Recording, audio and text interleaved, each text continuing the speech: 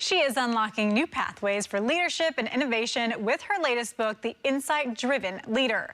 Here to share more is best-selling author Jenny Dearborn. Jenny, thank you so much for coming today. Thanks for having me. Yes, so excited to have you. Tell me a little bit about what you do. Yes, I am the Chief People Strategy Officer at a company called BTS. I travel the world and help companies understand their workforce, how to create the workforce of the future, what is the balance between the work that will be done by humans, what will be done by technology, augmented humans, and helping them create a people strategy for the future. I have to ask, since AI is huge right now, how has that been for you with your job? I mean, how is that changing things? It is changing things quite a bit. Yeah. Most corporations understand that they need to really lean in and think about how AI will affect their work. So no one is surprised by the topic anymore, but they still really don't know the impact that it'll have. We're just starting to hear about people who are being let go and replaced by AI, or not hiring or backfilling a job replaced by AI. But I think it's mostly going to be upskilling the humans in the workforce and helping them sort of operate at a higher level. Yes, I keep thinking it'll be so interesting to see what things are like in a few years from now when it really takes hold, and we'll see what happens. Yeah. Yeah, well, I don't know that we'll know. I mean, I think every day is changing, and it's not like it's one thing now and then in 3 years we'll see something else and then that'll be it. It's every day changing and evolving. Yes, absolutely. So you have a best-selling book. I do. Congratulations to you. This is so exciting. Tell me a little bit about your journey as an author. Well, I started way back when as a high school English teacher, and then a corporate trainer. So I stood up on front of in a stage and taught classes in the corporation, moved my way into sales, and then just really curious about what's broken, what's not working in the work environment wherever I am. So this is my third book that I've written about my workplace experiences, and yeah, so that's this book. Very cool. And tell me what it felt like to become a best-selling author. I mean, that must have been a huge accomplishment for you. It is. It takes a team. I have a co-author for every book. I have project managers for every book and people that help me.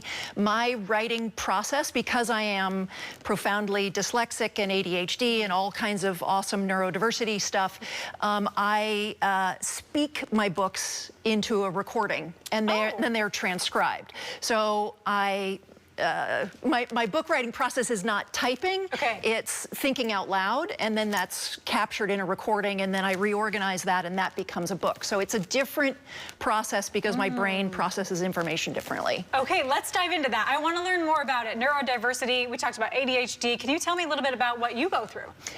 Yeah, so I didn't learn to read until much later in life. I wasn't diagnosed until I was 18, and it was a huge struggle, K through 12, for sure.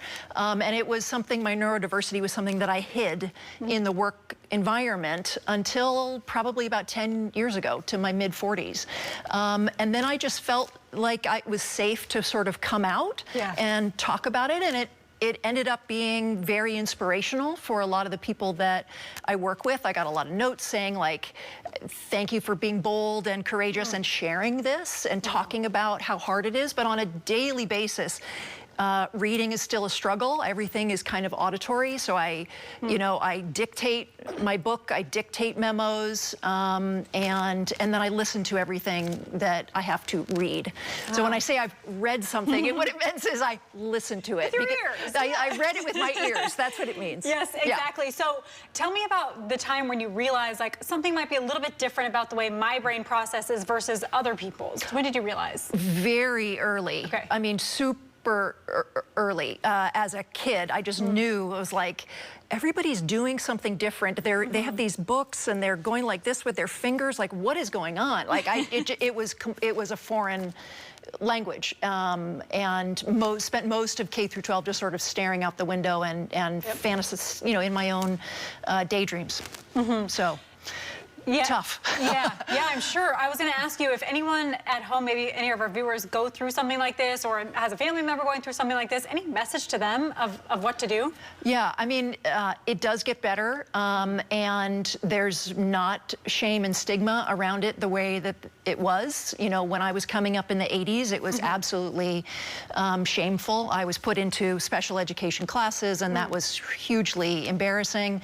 And it's just not that. I think the world is so wonderfully accepting of diversity in general, and this is a form of diversity. And embrace what is awesome about it. Embrace that every diversity has strengths, and you know, understand what those are and then how to compensate for weaknesses. Well, what a wonderful message. Jenny, it has been Thanks. so great to get to know you. If people are interested and your book is relevant to them, can you tell us how to get it? Sure, yes, it's for all business leaders. It's available for pre-sale anywhere online where books are sold, and it's in bookstores in June. Wonderful. Congratulations, Jenny. Thank you. Thank you for coming today.